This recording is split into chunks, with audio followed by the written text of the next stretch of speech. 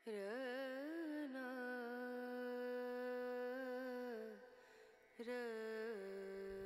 कथा अस्विनी कोइरालाको कथा सङ्ग्रह जुकरबर्ग क्याफेबाट साभार गरिएको हो। लेखकले यो कथाको शीर्षक प्रेमको परिभाषा दिएका छन्। कथा यसरी सुरु हुन्छ।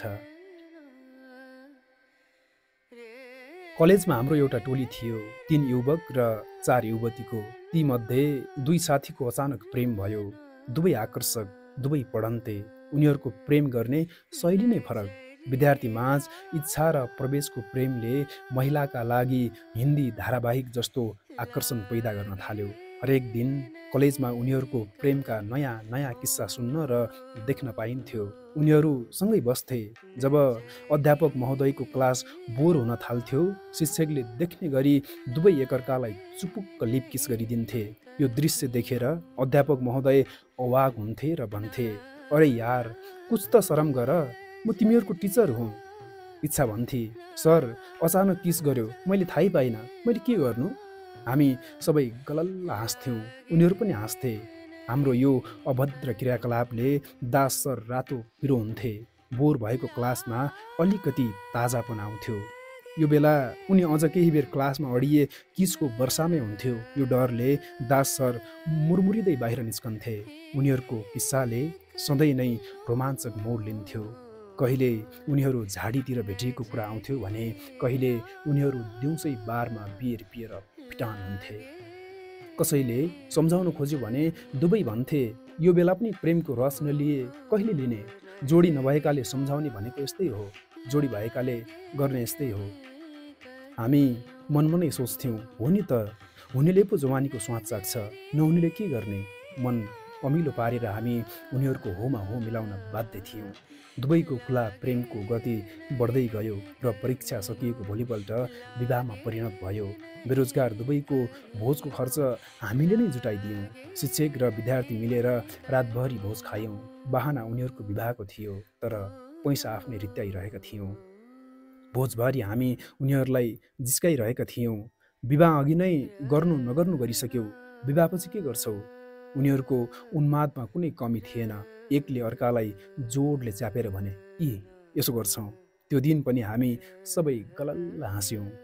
दिन बित्दै गयो, उनीहरूले पनि जागिर खान थाले। त्यसपछि साथीहरूसँगको भेट पातलिँदै गयो। जुकरबर्ग क्याफे नै हाम्रो हाई हेलोको सहारा थियो। उनीहरूको फेसबुकमा पनि उसै गरी नारिएर फोटो खिचाएका हुन्थे। किस खाइरहेका भेटिन्थे। हामी उनीहरूको फोटोमा लाइक र कमेन्टका वर्षा गरिदिन्थ्यौँ। यस्तो लाग्थ्यो यी जोडी यही रोमाञ्चका लागि जन्मिएका हुन्। 1 वर्षपछि इच्छा अचानक मेरो अफिसमा प्रकट भई भनी, अस्विनी, प्रवेश पहिले जस्तो रहेन, मलाई प्रेम गर्दैन, सक्छौ भने सम्झाइदेऊ। यसो भन्दा ऊ रोइरहेकी थिए। यो सुन्दर अनुहारमा मैले पहिलो पटक आँसु देखेँ। एउटी सुन्दरी यसरी रोएको मेरो आँखा र मन दुवैले पचाउन सकेनन्। कहिलेदेखि? मैले छक्क पर्दै सोधेँ। हिजो मात्रै तिमीले फेसबुकमा उसलाई आई लभ यु लेखेको देखेको थिए।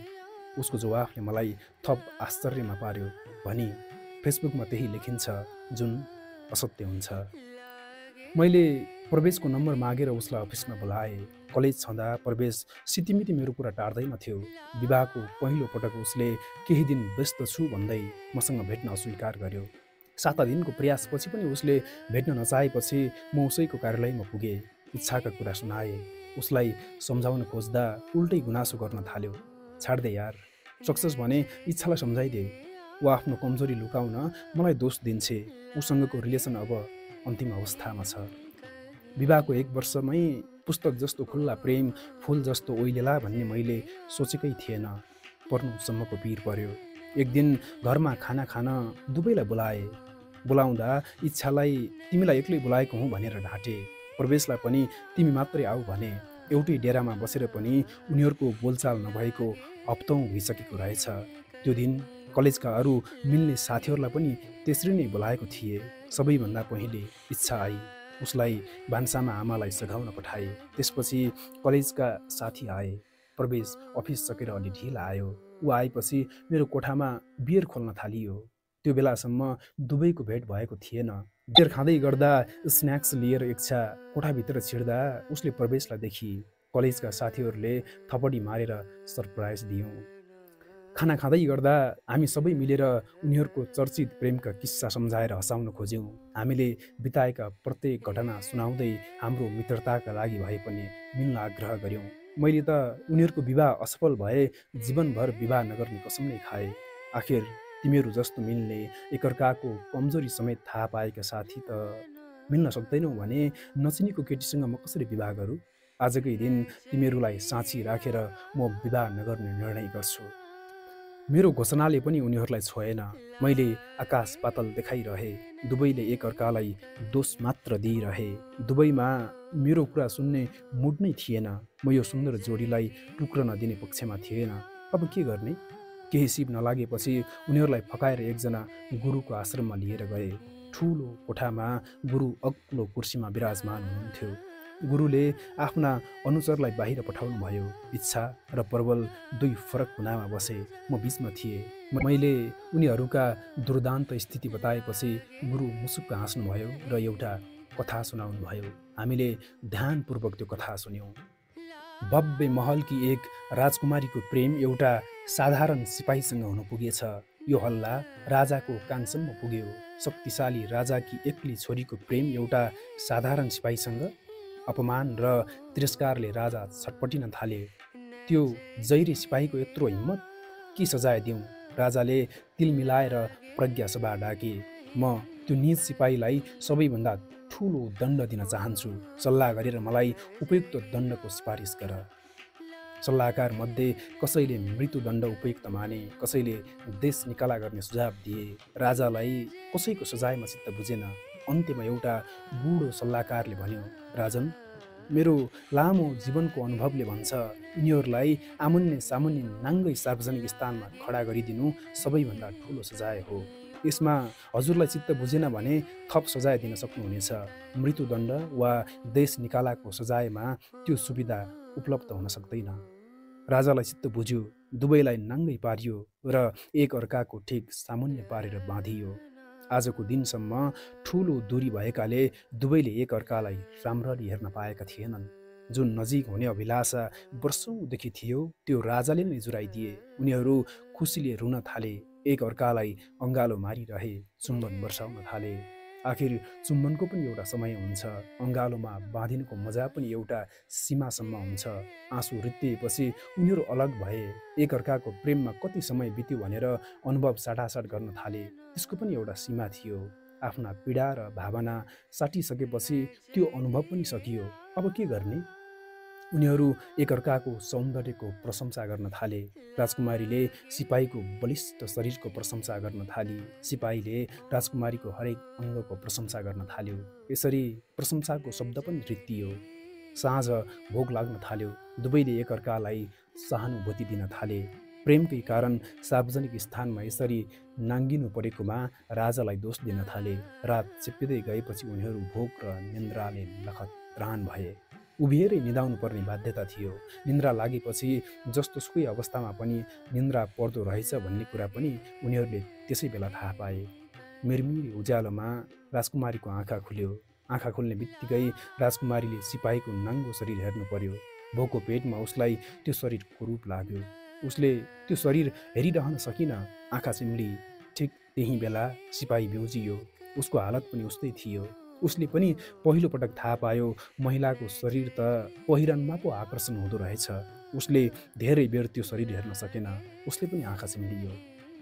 त्यसपछि केही समय दुवैले आँखा बन्द गरेरै भोकको कुरा गरे, निन्द्राको कुरा गरे, प्रेमको कुरा गरे। तर हिजोको जस्तो दुवैजनाले शरीरको प्रशंसामा एक शब्द पनि बोलेनन्। ठुलो अनुनय विनयपछि राजकुमारीका लागि केही पौष्टिक र सिपाहीका लागि साधारण खाना आयो। तर दुवैको खाना निकै थोरै थियो, केवल सास धान्ने किसिमको। राजकुमारीलाई दिसा पिसाब लाग्यो। सिपाहीलाई पनि दिसा पिसाब लाग्यो। बाध्यता थियो। दुवैले उभिएरै ती कर्म सके। एकले दिसा पिसाब गरेको अर्कोलाई हेर्न गाह्रो भयो। यस्तो कर्म गर्दा दुवै आँखा चिम्लन्थे। 24 घण्टा नबित्दै उनीहरूलाई एक अर्काको उपस्थिति बोझ हुन थाल्यो। दुवैले एक अर्काको दिशा गुनाएको गुनासो गर्न थाले। 2 दिन बित्यो। 48 घण्टादेखि एउटै नाङ्गो शरीर एउटै अवस्थामा हेरिरहनु पर्दा दुवैलाई भयङ्कर पीडा हुन थाल्यो।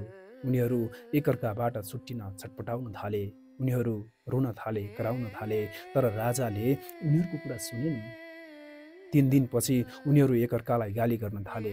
पहिले सिपाही रिसाउँथ्यो, राजकुमारी सुन्थे। जब सिपाहीको कुरा सकिन्थ्यो, राजकुमारी रिसाउँथे। दुई प्रेमी प्रेमिका पालै पालो रिसाएको देख्दा पहरेदार र आम मानिस हाँस्थे। उनीहरूलाई झन रिस उठ्थ्यो। यही स्थितिमा 1 हप्ता बित्यो। दुवैको शरीर ठस ठसी गनाउन थाल्यो। दुवै छुट्टिन व्याकुल हुन थाले। उनीहरू एकअर्कालाई हेर्नै नसक्ने अवस्थामा पुगे। बुढा सल्लाहकारले राजालाई बिन्ती बिसाए, राजन, सजाय पुरा भयो, अब दुवैलाई खोलिदिँदा हुन्छ। नभन्दै उनीहरूको बन्धन खोलियो। सबैलाई लागेको थियो बन्धन खोलिएपछि दुवै त्यहाँबाट सँगै भाग्नेछन्, कतै एकान्तमा गएर सुन्दर जीवन बिताउनेछन्। सोचेभन्दा उल्टो भयो। भाग्न त दुवै भागे। राजकुमारी महलतिर गइन् भने सिपाही आफ्नो घरतिर।